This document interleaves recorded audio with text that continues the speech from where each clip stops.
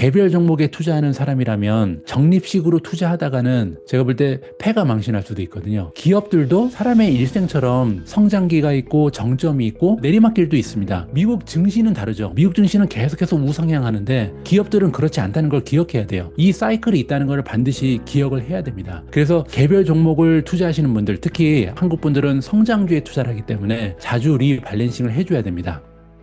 그러면 이제 결국 어떤 종목을 선택해서 투자해야 하는가? 이런 경우 많으시거든요. 우리나라에서 미국 주식에 투자하시는 분들 중에 테크주로만 포트폴리오를 구성한다든지 이런 것도 작가님이 보시기에는 제대로 포트폴리오 분산 투자하고 있는 거다라고 보시는지 이 부분에 대한 질문부터 시작해서 작가님께서 결국 그러면 미국 주식을 종목으로 선정할 때 투자자들이 가장 중점적으로 고려해야 할 부분은 무엇이다 라고 말씀해 주시면 좋을 것 같아요. 일단 첫 번째 질문에 간단히 좀 답변을 드리면 매그니피센트 세븐 7개 종목에 올인을 하면 그게 과연 분산 투자인가? 분산 투자 아니죠.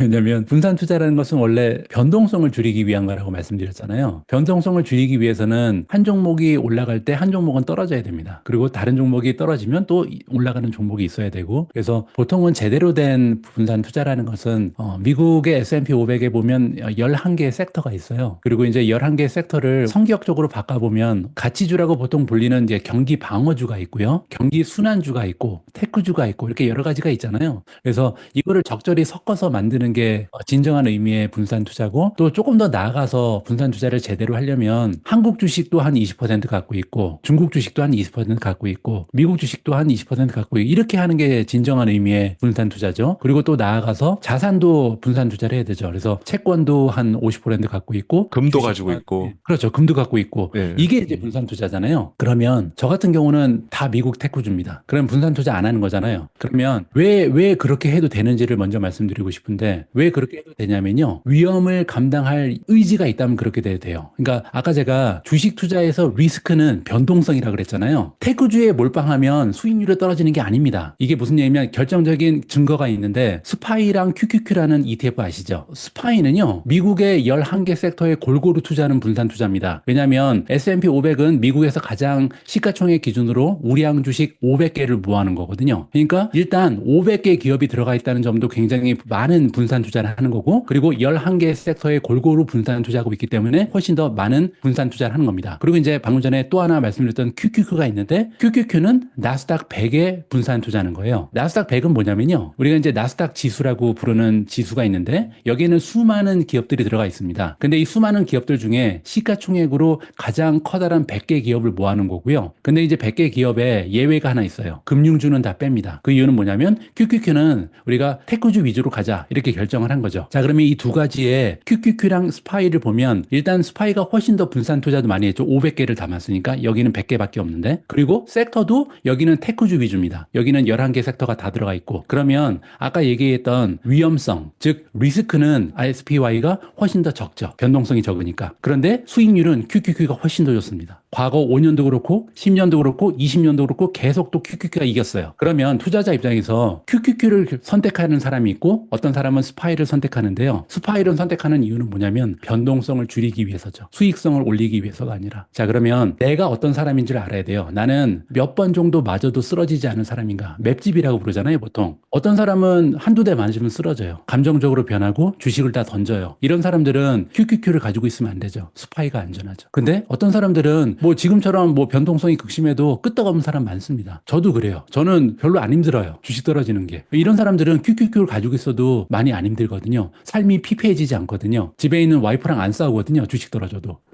이런 사람들은 QQQ 가지고 있어도 돼요. 그래서 저는 20종목 다 테크주인데 그래도 괜찮습니다. 왜냐하면 삶이 피폐해지지 않거든요. 그래서 어떤 종목을 어떻게 포트폴리오를 구성하냐는 개개인의 성격이라든지 투자 성향이라든지 월급을 받고 있는 사람인지 은퇴자인지 이런 걸 다 고려해서 천차만별 달라질 수 있다. 이 말씀을 좀 먼저 드려야 될 것 같습니다. 네, 너무 동의합니다. 변동성을 내가 감당할 수 있는 사람인지 아닌지 나부터 제대로 알고 거기에 맞게 대응을 하면 하면 되는 거고 이제 근데 이제 거의 대부분의 분들이 변동성을 힘들어 하시기 때문에 그래서 지금까지 이제 작가님께서 말씀해 주신 부분이 확률에 기반한 포트폴리오를 구성하는 분산 투자를 이제 말씀을 해 주신 거고 초보 투자자분들이 미국 주식 시장에 투자를 시작하면서 흔히 놓치고 있는 중요한 포인트가 있다고 책에서 말씀을 해주고 계세요. 이 부분을 한번 말씀해 주시면 너무 좋을 것 같습니다. 한국 투자자분들은 유독 주식을 자주 사고 파는 것에 대해서 거부감이 좀 있으신 것 같아요. 조금 과장해서 얘기하자면 주식을 자주 사고 파는 행위에 대해서 죄책감을 느끼시는 분들도 계시고 또 주식을 자주 이제 사고 파는 투자자를 보면 마치 저급한 투자 전략을 펼치는 것처럼 오도하는 분들도 계시고 폄하하고 비판하거든요. 저도 뭐 미주은 채널 운영하고 있지만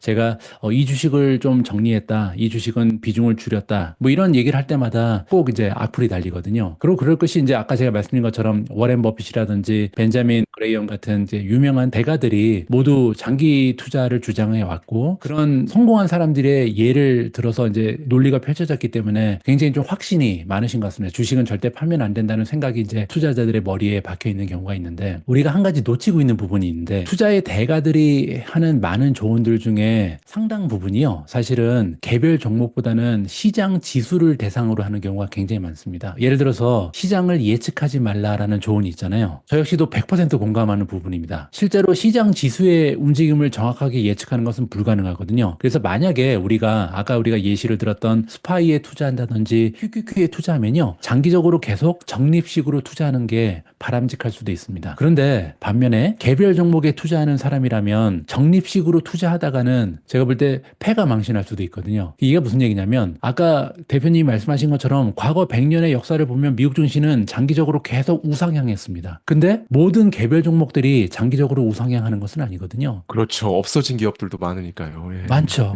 예. 그리고 아직까지도 10년 전 주가를 회복하지 못한 종목 굉장히 많아요. 찾아보면. 그 정점을 아직까지도 회복하지 못한 종목이 너무 많거든요. 그래서 기업들도 사람의 일생처럼 성장기가 있고 정점이 있고 성숙기 있고 정체기 뭐 또 내리막길도 있습니다. 미국 증시는 다르죠. 미국 증시는 계속해서 우상향하는데 기업들은 그렇지 않다는 걸 기억해야 돼요. 우리처럼 태어나고 성장하고 정점 찍고 이렇게 늙어간단 말이에요. 기업들이. 그래서 이 사이클이 있다는 걸 반드시 기억을 해야 됩니다. 그래서 개별 종목을 투자하시는 분들 특히 아까 좀 말씀드린 것처럼 한국 분들은 성장주에 투자를 하기 때문에 자주 리밸런싱을 해줘야 됩니다. 그 얘기는 계속 자라나고 있는 기업의 투자 비중은 늘리고 왜냐하면 이 기업들은 성장기에 있다는 것을 계속 확인시켜 주는 거거든요. 성장률이 계속해서 가속화되고 주가가 올라간다는 얘기는 나는 지금 청소년이야 이렇게 얘기하는 거예요 우리한테. 그러니까 이 주식은 계속 사야 되는 거고요. 계획대로 만약에 자라나지 못하는 기업이 있다면 문의는 테크주지만 지금 늙어가고 있는 기업입니다. 인텔이 대표적인 예죠. 그래서 이런 주식의 기업은 계속해서 주식 비중을 줄이거나 심지어는 이제 포트에서 제외해야 우리가 수익률을 높일 수가 있는 거죠. 이렇게 개별 종목을 수시로 계속 사고 팔면서 이 역사적으로 10% 이상 꾸준한 평균 수익률을 올리고 있는 예가 있습니다. 주식을 사고 팔면 안 된다 이런 조언이 있는데 실제로 3개월에 한 번씩 주식을 계속 사고 팔고 있는 투자자가 하나 있어요. 그리고 연평균 수익률이 10%가 계속 넘어요. 이게 누군지 아실까요? 지금도 혹시 현역으로 계신 분인가요? 네, 현역에 계신 분입니다. 톰리 아닌가요, 혹시? 이게 조금 어려운 질문이었는데요. 왜냐면 아니군요.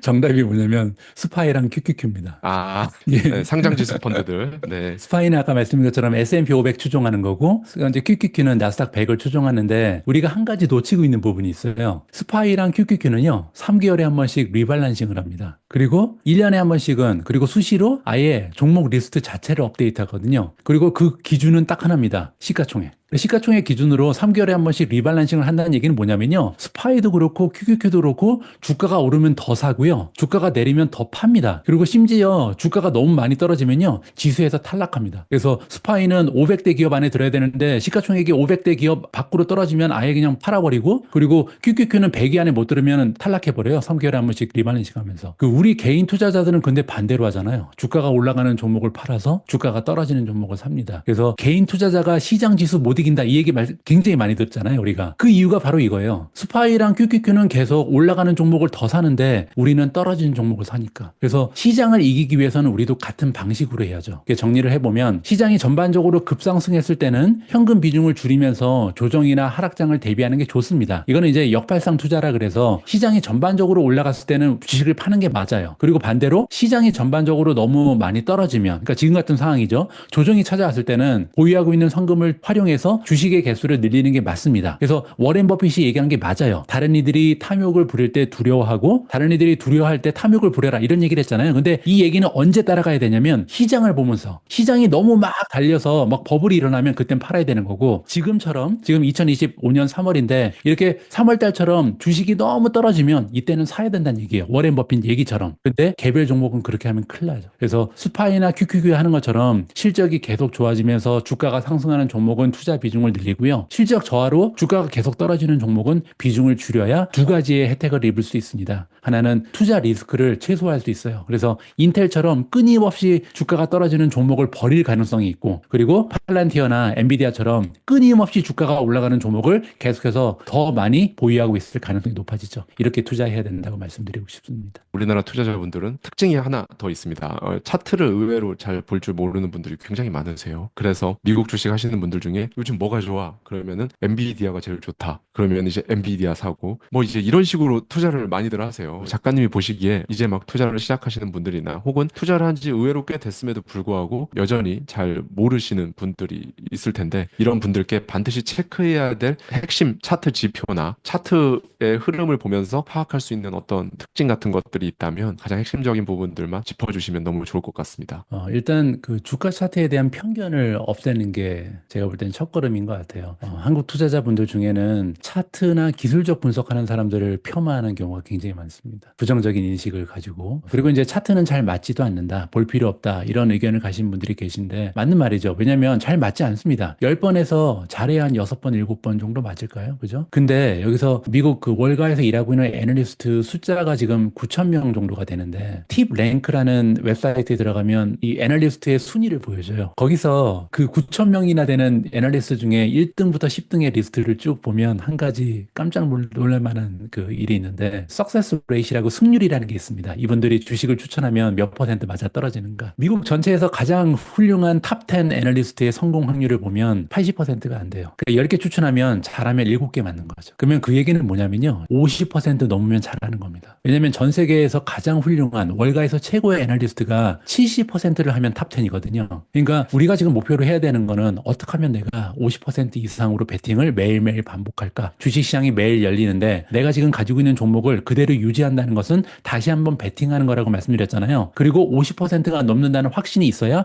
계속 들고 있는 겁니다. 그래서 차트를 이용하는 이유는 우리가 100% 맞기 때문이 아니라요. 어떻게 하든지 50%를 넘기기 위해서는 이것저것 다 갖고 와서 하는 거예요. 펀더멘탈도 분석하고 경기도 봐야 되고 GDP도 봐야 되고 트럼프는 어떻게 움직이는지도 봐야 되고 유튜브도 봐야 되고 다 해야 되는데 조금이라도 확률을 높이기 위해서는 차트도 봐야 된다는 얘기죠. 차트는 과거 주가의 움직임을 연결한 겁니다. 추세를 보면서 미래를 예측하자는 거잖아요. 과거의 추세를 보면서 예측하는 게 차트인데 하나의 약점이 있죠. 잘 날아가던 공도 옆에서 툭 치면 방향이 바뀌어요. 그리고 수직 낙하하던 공도 아래에서 위로 툭 치면 위로 다시 올라가요. 그래서 추세는 원래 이런저런 이벤트로 바뀔 수 있거든요. 이거를 이제 주식 용어로 카탈리스트라고 부릅니다. 촉매제라고. 중요한 거는 카탈리스트가 등장하기 전까지는 추세는 계속됩니다. 이렇게 날아가던 공은 계속 이렇게 올라가요. 떨어지던 공은 계속 내려가고. 그래서 어느 정도 예측이 가능하고 그렇기 때문에 확률이 50%는 넘는다고 생각하는 게 맞습니다. 다시 한번 말씀드리지만 주식 투자는 확률의 게임이고요. 활용 가능한 모든 방법을 동원해서 내가 이길 확률을 1%라도 높여야 되는 게 투자자들의 자세고 그 방법 중에 하나가 차트 분석이지 차트 분석을 전적으로 믿고 투자하자 이런 그 말씀을 드리는 게 아니고요. 그런데 그 차트 분석 그러면 또 하나 이제 사람들이 꺼려지는 이유가 뭐냐면 굉장히 좀 어려워 보이거든요. 요즘에는 유튜브 때문에 그 차트 분석 그 해주시는 분들이 많아요. 저도 들어가서 가끔씩 보는데 문제는 뭐냐면 굉장히 복잡한 그래프 가지고 설명하고 어려운 용어도 많이 쓰고 그러니까 이분들이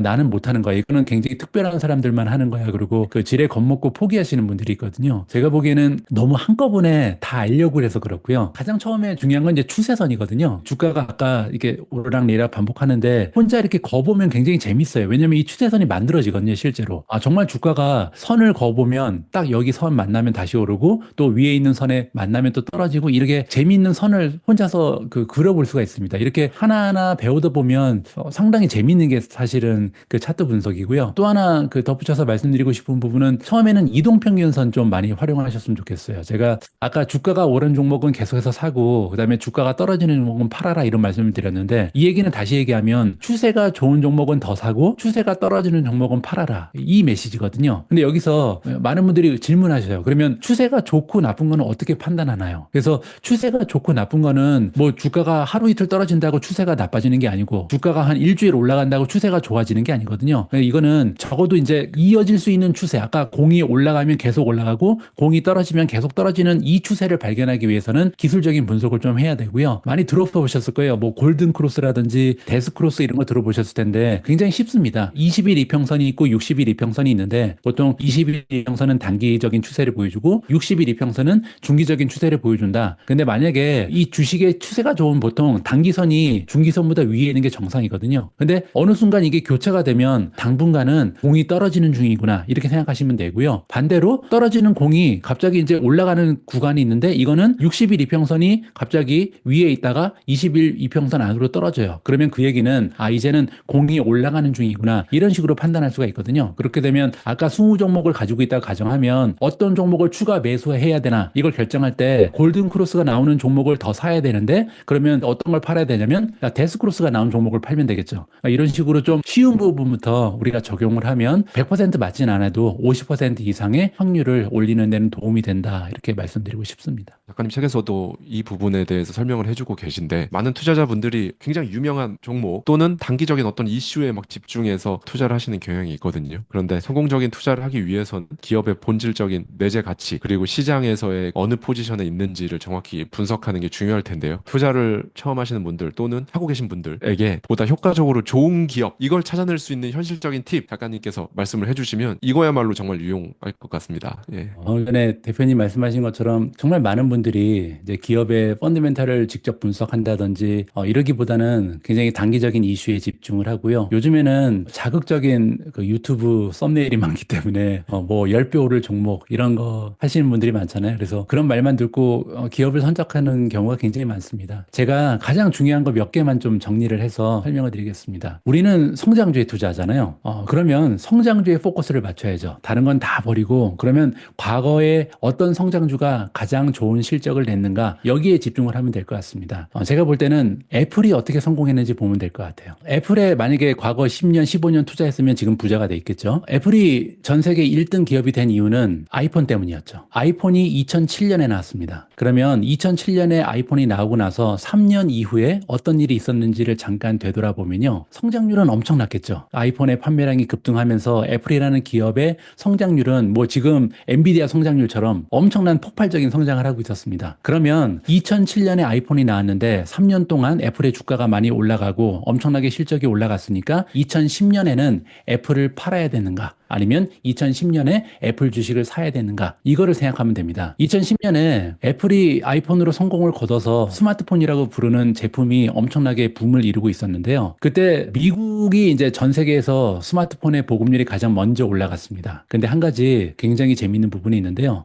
우리가 보통 침투율이라고 부르는 게 있어요. 시장 침투율. 새로운 기술력이 얼마나 많이 보급이 되는가 이거를 결정하는 건데 스마트폰의 침투율이 미국에서 2010년에 25%가 되지 않았습니다. 전체 인구에서 스마트폰을 들고 있는 사람이 4분의 1도 안 되는 거죠. 이게 왜 중요하냐면요. 그리고 나서 애플 주가는 수배 더 올랐잖아요. 지금은 97%입니다. 보급률이. 그러니까 결국 우리가 찾아야 되는 건 뭐냐면요. 애플같이 성장률이 뛰어난 기업을 찾아야 되고 또 시장 점유율이 높은 기업을 찾아야 돼요. 그러니까 이 스마트폰이라는 새로운 시장이 시작됐는데 그러면 이 시장을 누가 1등을 하고 있는가? 그걸 우리가 시장 점유율이라고 부릅니다. 여기까지는 사람들이 알아요. 1등 기업을 찾아야 된다는 거는. 시장 점유율은 누구나 생각합니다. 근데 사람들이 놓치고 있는 부분이 뭐냐면 시장 점유율보다 더 중요한 게 시장 침투율이고요. 시장 침투율은 낮을수록 좋은 겁니다. 상방이 열려 있다는 거잖아요. 그렇죠. 그렇죠. 네. 아까 테슬라 좋아하신다고 말씀하셨죠. 네. 그 이유가 바로 침투율이죠. 침투율이 아직 생각보다 너무 안 되기 때문에. 그렇죠. 지금 2010년에 애플하고 똑같은 게 테슬라잖아요. 그래서 저도 포트폴리오에 테슬라가 들어있거든요. 테슬라의 투자 가치는 낮은 침투율에 있는 거예요. 아직 전기차를 모는 사람보다 몰지 않은 사람들이 훨씬 많죠. 두 번째로 자율주행은 별로 모르는 사람이 없죠, 거의. 그리고 세 번째로 로보택시는 이제 막 시작을 합니다. 그리고 우리가 가정용 로봇이라고 부르는 휴머노이드는 아직 아무도 안 가지고 있어요. 그러니까 결국은 테슬라가 추구하고 있는 모든 비즈니스는 시장 침투율이 아예 없거나 뭐 10% 정도, 이 정도에 머물러 있다는 거죠. 그래서 우리 투자자가 지금 종목을 선택할 때 가장 중요한 기업의 스토리는요, 시장 점유율이 1등이고 성장률이 엄청난데 문제는 시장 침투율이 낮은 종목을 찾아주면 됩니다. 그 종목 중에 하나가 바로 엔비디아잖아요. 최근에 발표된 분기 실적도 90%나 됐어요, 매출 성장이. 그리고 시장 점유율은 AI 칩을 만드는 기업 중에서 80%가 넘어갑니다. 엄청난 시장 점유율이죠. 근데 여기서 지금 여러 사람들의 의견이 엇갈리고 있는 부분은 뭐냐면 시장 침투율이에요. 과연 시장 침투율이 지금 포화 상태냐 아니면 2010년의 애플이냐. 저는 2010년의 애플이라고 봅니다. 왜냐면 인공지능은 이제 막 훈련 단계를 넘어서 이 애플리케이션이라고 부르는 추론으로 넘어갔거든요. 그리고 우리 주위에 과연 AI를 이용하는 사람이 더 많을지 아니면 AI를 이용하지 않는 사람이 더 많을지 이걸 생각해 봐야 된단 말이에요. 추론이라는 것은 인공지능이 여러 가지 생각을 통해서 결과를 도출하는 겁니다. 그리고 그 안에는 결국은 자율주행 같은 것도 들어가 있잖아요. 자율주행도 인공지능입니다. 데이터를 통해서 이 데이터에서 결정을 해주는 거거든요. 전문용어로 AI 에이전트라고 부르죠. 에이전트는 사용자가 직접 결정하는 게 아니라 AI가 지가 알아서 데이터를 분석해서 결정을 해주는 게 에이전트인데 가장 대표적인 예가 자율주행이에요. 그러면 우리가 여기서 고려해야 되는 부분은 뭐냐면 지금은 10명 중에 한두 명이 챗GPT를 이용하고 소프트웨어 중에서 AI를 이용한 소프트웨어를 이용하는 기업들이 한 10%, 20% 된다면 지금 스마트폰을 이용하는 사람이 90%를 넘는 것처럼 결국은 인공지능을 사용하는 기업의 숫자 그리고 인공지능을 사용하는 개인들의 숫자가 90%가 넘는 날이 올 텐데 그러면 그 와중에 과연 엔비디아의 칩의 판매량은 얼마나 많이 늘어날까 이걸 생각해 볼 필요가 있다는 거죠. 그래서 가장 중요한 것은 시장 침투율이다라는 말씀을 좀 드리고 싶습니다. 정말 핵심 중에서도 핵심을 말씀해 주셔서 너무 많은 분들에게 도움이 되실 것 같아요. 그 우리나라 분들은 또 이렇게 성장주 중에서도 침투율을 생각 안 하고 엔비디아가 엄청나게 많이 올랐으니까 단순히 엔비디아는 이제 너무 많이 올랐고 이거 괜히 지금 들어갔다가 상투 잡는 수가 있으니 브로드컴이 이제 새롭게 떠오르는 거 아니냐 이런 얘기도 있고요. 엔비디아가 워낙에 기대치가 높았잖아요. 그래서 이번에 성장률이 90% 되는 어닝을 발표했음에도 불구하고 시장에서는 약간 이랬단 말이죠, 반응이. 워낙에 그동안 너무 괴물 같은 성장을 보여왔기 때문에 90%면 엄청난 건데도 불구하고 시장에서는 그렇구나 약간 이런 반응이었는데 전반적으로 다 감안했을 때 작가님께서 말씀해 주신 그 침투율을 항상 기준으로 삼고 이 산업이 이 회사가 어떻게 갈지에 대해서 생각해 보면 엄청나게 도움이 될 것 같아요. 지금 말씀해 주신 부분이요. 그렇죠? 엔비디아 주가가 떨어진 이유 중에 한 가지는 뭐 지금 트럼프 관세 문제 때문에 정세가 어려운 것도 있는데요. 결정적인 역할을 했던 게 사실 딥시크입니다. 딥시크가 등장하면서 앞으로는 그 인공지능을 구현하는 데 들어가는 비용이 굉장히 낮아질 것이다. 비용 효율성이 엄청나게 올라가는 거잖아요. 이것 때문에 사람들이 지금까지는 빅테크를 비롯해서 엄청나게 많은 자금을 AI 개발에 쏟아 부었고 거기에서 가장 많이 돈을 번 게 엔비디아였기 때문에 이제 딥시크 같이 굉장히 비용 효율적인 그 인공지능이 등장하면 결국 이런 모델 때문에 엔비디아의 수익은 줄을 수밖에 없다. 이런 논리가 있거든요. 여기에 관련해서 제가 한 가지만 좀 말씀드리면 제본스 파라독스라는 그 이론이 하나 있는데 이게 뭐였냐면요. 굉장히 지금 상황하고 유사하기 때문에 적용하기가 쉬운 이론이에요. 1차 산업혁명이 일어났을 때 증기기관이 등장하면서 이 산업혁명이 시작이 됐잖아요. 근데 그 증기기관이 처음에 등장했을 때 석탄 가격이 굉장히 많이 올라갔다고 합니다. 왜냐면 그 전에는 석탄은 원래 난방에 쓰는 거였잖아요. 그러니까 그 GPU가 원래 게임용이었잖아요. 근데 게임용이 갑자기 인공지능용으로 바뀐 것처럼 갑자기 난방용이었던 석탄을 새로운 기술력인 증기기관이 쓰기 시작한 거예요. 근데 문제는 뭐냐면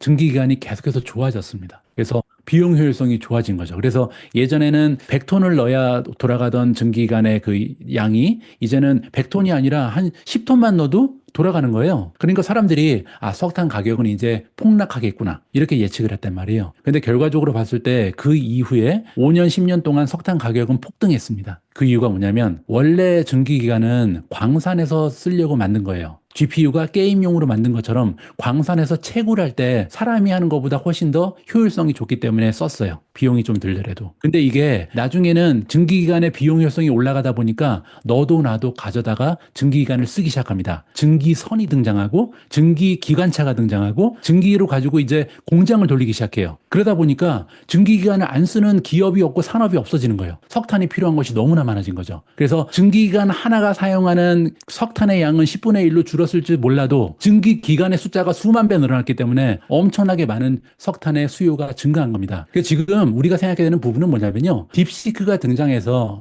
엔비디아 GPU 수요는 하나당 줄을 수는 있죠. 모델 하나당 사용하는 엔비디아 GPU의 수는 줄을 수 있는데 문제는 앞으로 얼마나 많은 인공지능 모델이 등장을 하고 얼마나 많은 애플리케이션이 등장하고 얼마나 많은 사람들과 기업이 인공지능을 이용할 것인가 여기에 포커스를 맞추게 되면요. 예전에 석탄 가격이 지속적으로 폭등했던 것처럼 GPU에 대한 수요도 지속적으로 올라갈 수밖에 없다라고 생각을 하면 좋을 것 같습니다. 작가님께서 지난 5년 동안 매일 10시간 이상씩 주식 공부를 하면서 실전 경험, 그다음에 지식을 이렇게 쌓아 오셨잖아요. 지난 5년간 10시간 이상 정말 밀도 있게 그렇게 공부를 하셨기 때문에 지금의 작가님이 계시다고 저는 생각을 하는데요. 많은 분들이 어떻게 보면 하루에 2, 30분 인터넷 서칭하고 그냥 스마트폰으로 이렇게 쭉쭉쭉 보고 아, 나 공부 많이 했다라고 생각하시고 투자를 막 하시는 경우가 있는데 이 부분에 대해서 한번 말씀을 해주시죠. 우리는 주식 투자도 정말 열심히 하잖아요. 주식 투자 관련 서적도 많이 읽고요. 주식 강의도 많이 수강하고요.